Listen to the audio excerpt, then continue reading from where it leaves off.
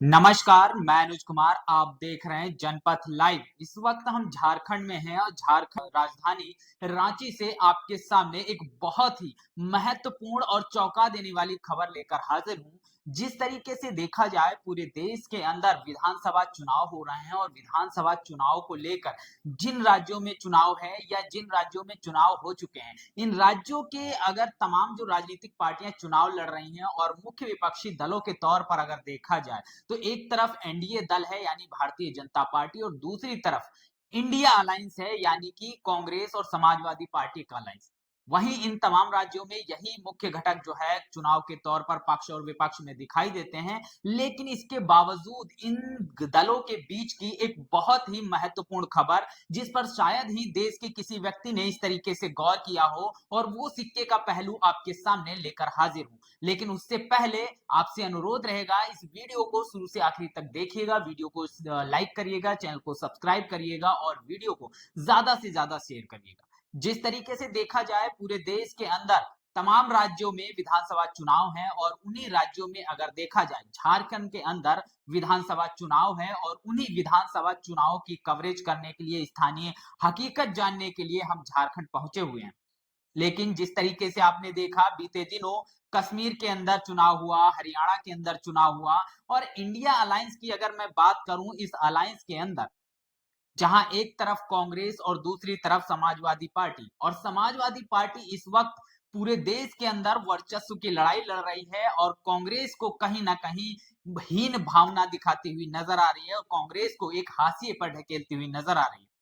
जिस तरीके से आपने देखा, कांग्रेस को कहीं ना कहीं फायदा या नुकसान इन तमाम चीजों से हो या ना हो, लेकिन इसके पीछे एक सोची समझी रणनीति सी लगती है। तमाम लोग सोशल मीडिया पर इस बात को लिखते हैं। जिस तरीके से आपने देखा, हरियाणा के अंदर समाजवादी पार्टी ने चुनाव नहीं लड़ा, जबकि वहां तमाम ऐसी सीटें थी जो यादव बाहुल्य सीटें थी। उसके बावजूद आपने देखा, कश्मीर के अंदर जब चुनाव हुआ, वहां पर समाजवादी पार्टी ने चुनाव लड़ा और वहां पर कांग्रेस को इसका एक खासा नुकसान भी हुआ। अब चुनाव झारखंड के अंदर है और झारखंड के अंदर भी इसी तरीके की एक परिस्थिति है। आखिर अखिलेश यादव ऐसा क्यों कर रहे हैं, इसकी रणनीति और इसके पीछे की जो मंशा है, वो जो लोग सोशल मीडिया पर शेयर कर रहे हैं, वो भी मैं आपके साथ साझा करूंगा। लेकिन उससे पहले झारखंड की ये खबर आपके साथ साझा कर दूं। जिस तरीके से झारखंड चुनाव से लेकर एक बड़ी खबर निकल कर आ रही है, जहां एक तरफ हेमंत सोरेन, जो कि आपने देखा पूर्व मुख्यमंत्री रहे हैं और उनको जिस तरीके से जेल जाना पड़ा, उसके बाद बेल हुई और तमाम चीजें हुई, वहीं पर इंडिया अलायंस के साथ गठबंधन करके हेमंत सोरेन यहाँ चुनाव लड़ रहे हैं। लेकिन इंडिया अलायंस का एक बड़ा दल, जो उत्तर प्रदेश के अंदर अपने आप को एक मुख्य दल के तौर पर प्रोजेक्ट करता है, और उत्तर प्रदेश के चुनाव में उसने कांग्रेस को उसकी हैसियत दिखाते हुए यह भी कहा कि 9 की 9 सीटों पर हम चुनाव लड़ेंगे, क्योंकि सीटें जीतना जरूरी है। यानी कि उसके अनुसार कांग्रेस सीटें नहीं जीत सकती, इसीलिए उस दल ने चुनाव में अपने कैंडिडेट उतारे और उस दल का नाम है समाजवादी पार्टी। और उसी दल ने अब झारखंड के अंदर 46 सीटों पर चुनाव लड़ने की बात कर दी। और हाँ, ये दल इंडिया अलायंस के साथ मिलकर चुनाव नहीं लड़ रहा है, बल्कि अकेले के दम पर यहां ताल ठोकता हुआ नजर आ रहा है। और तमाम ऐसे नेता जिनको कांग्रेस से टिकट नहीं मिला, जिससे हेमंत सोरेन की पार्टी से टिकट नहीं मिला, उन बागियों को टिकट देकर उन्हीं के सामने खड़ा करती हुई नजर आ रही है। तो ये खबर है, 46 सीटों पर बागियों के साथ जो है समाजवादी पार्टी उनके भरोसे पर चुनाव लड़ रही है। अब सोचने वाली बात है, अगर सोरेन की पार्टी से जो बागी हुए हैं, उन लोगों को अगर समाजवादी पार्टी यहां पर टिकट देकर चुनाव लड़ाएगी, तो नुकसान किसका करेगी? हेमंत सोरेन का नुकसान होगा, कांग्रेस का नुकसान हुआ, या मोटे तौर पर कहें तो इंडिया अलायंस का नुकसान होगा।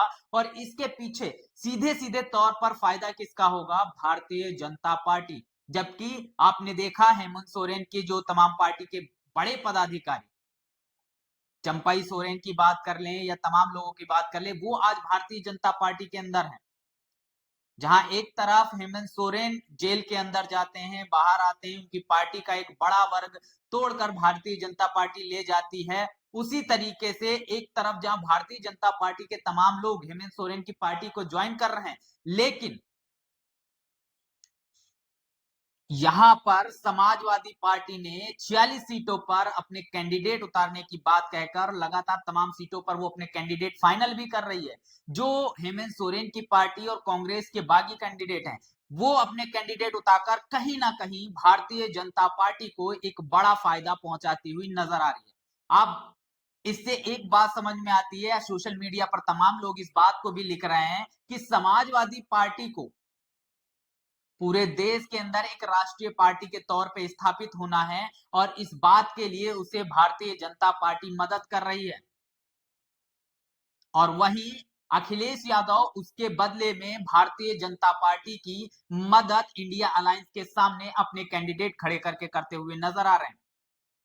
तो ऐसे में कहा यह भी जा रहा है कि उत्तर प्रदेश का चुनाव भारतीय जनता पार्टी अखिलेश यादव को जितवा सकती है, लेकिन इसके एवज में तमाम जो राज्य हैं उन राज्यों में भारतीय जनता पार्टी को फायदा पहुंचाने के लिए अखिलेश यादव को इंडिया अलायंस के सामने मजबूत कैंडिडेट्स को उतारना होगा।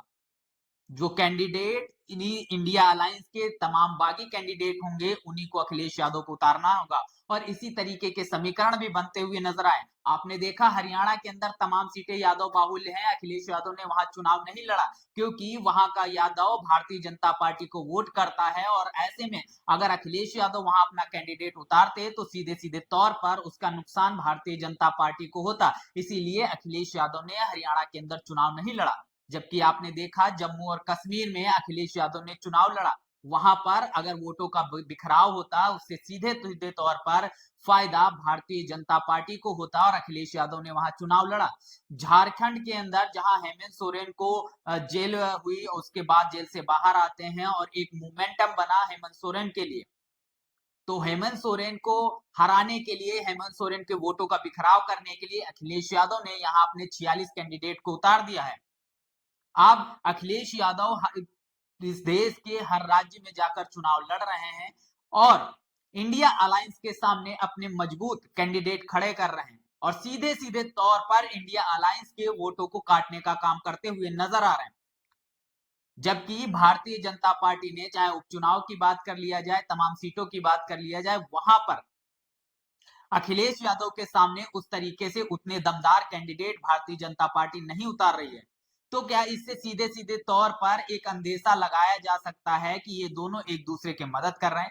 हालांकि राजनीति है, सभी लोग अपनी मंशा के अनुसार अपनी कैंडिडेट उतार सकते हैं, लेकिन कहीं ना कहीं देखा जाए इस तरीके के समीकरण बनते हुए अखिलेश यादव की तरफ से भारतीय जनता पार्टी को एक बड़ी मदद मिलती हुई नजर आ रही है और वो मदद आपको झारखंड में भी नजर आएगी और झारखंड में इस मदद के एवज में सीधे सीधे तौर पर हेमंत सोरेन को चुनाव हराने के लिए शायद जो समीकरण बन रहे हैं वो इसी तरफ बनते हुए दिखाई दे रहे हैं कि हेमंत सोरेन को एक बड़ा नुकसान करके भारतीय जनता पार्टी को सीधे सीधे तौर पर फायदा पहुंचाया जाए और इसके लिए समाजवादी पार्टी मैदान में है। 46 कैंडिडेट उतारने की बात कर रही है, तमाम कैंडिडेट उसने फाइनल भी कर दिए हैं और उन कैंडिडेट्स में जो बात किया जाए हेमंत सोरेन की पार्टी की बात किया जाए, कांग्रेस की बात किया जाए, इससे जो बागी रहे, जिन लोगों को टिकट नहीं मिला या किसी कारण से वो सीट किसी गठबंधन के दूसरे वर्ग के हिस्से में चली गई, तो उस कैंडिडेट ने समाजवादी पार्टी की सदस्यता ग्रहण की और समाजवादी पार्टी ने उसे टिकट देके इंडिया अलायंस के सामने ही खड़ा कर दिया। तो यहां पर दो सवाल खड़े होते हैं। पहला सवाल ये कि समाजवादी पार्टी क्या राष्ट्रीय पार्टी बनने के लिए भारतीय जनता पार्टी के कंधे पर चढ़ के अपना एक राष्ट्रीयकरण करती हुई नजर आ रही है। दूसरा सवाल ये, क्या समाजवादी पार्टी, कांग्रेस और तमाम उसके घटक दल में सबको उनकी हैसियत के अनुसार रखना चाहती है और अपने आप को इस पूरे अलायंस में एक सुपीरियर के तौर पर स्थापित करना चाहती है? क्या कुछ है? कमेंट में आप अपनी राय जरूर दर्ज करिएगा। बने रहिएगा जनपथ लाइव के साथ। मिलेंगे दूसरी वीडियो में नए टॉपिक के साथ। धन्यवाद।